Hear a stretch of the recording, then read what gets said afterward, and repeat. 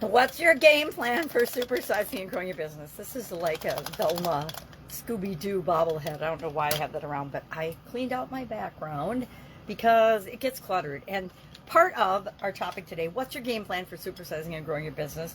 Part of my game plan, part of my personal strategy for every business that I'm involved in is to be myself, right? And that's got quirky tendencies just like everybody else. But I learned a long time ago that I can put on veils and I can put on masks and I can, in a short period of time, be whatever it is I need to be to get the job done.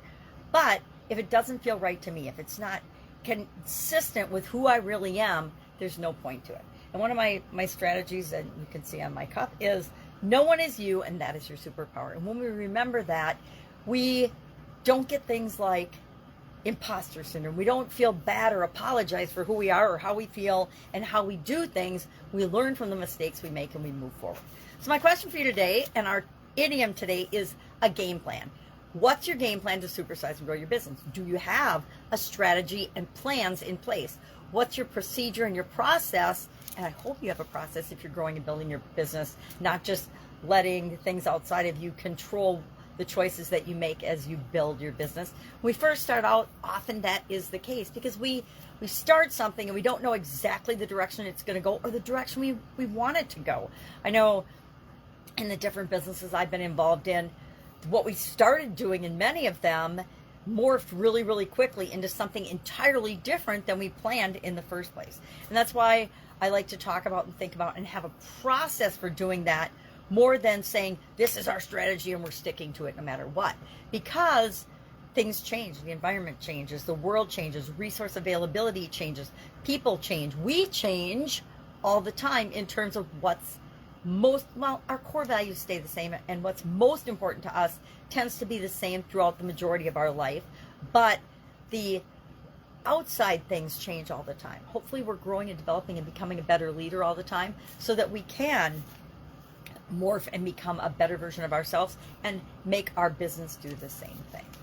So do you have a plan? Do you have a process? How often do you implement that process? In my organizations, whenever there's a change or something or a challenge, we re-examine our strategy, our priorities, our plans, our specific plans and objectives, and tweak them as necessary. Why? Because it makes it a living, breathing document. You know, a lot of people believe that there's infinite strategy, and there really are. I guess I believe that. I believe there are infinite ways to get at the results we want, but there's only really a few overarching strategies to succeed in business, right? We give value to our customers and we exchange value, and there's a limited number of ways that happens in today's world.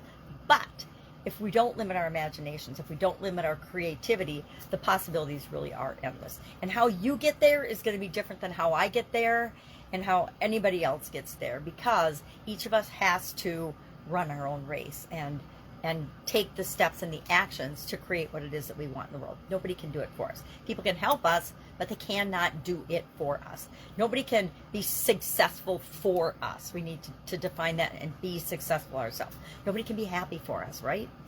So that is our idiom today, game plan. It is actually from American football in the 1940s. I almost forgot to share that, where it was literally the game plan that the coaches came in with. This is our strategy for this game based on our strengths as a team and our weaknesses as a team and the opposing team's strengths and weaknesses. This is how we're going to play the game. And we do the same thing for our businesses. So love to know your lessons learned about creating game plans and strategies. Share in the comments below so we can help one another. And I will, of course, be with you with another interesting idiom tomorrow. What does it mean? Where does it come from? If I remember to tell you where and when it came from. And how you can use it to grow and build and supersize your business right now. Not tomorrow, not next week, but starting today. Have a great day, and I'll, of course, be with you tomorrow.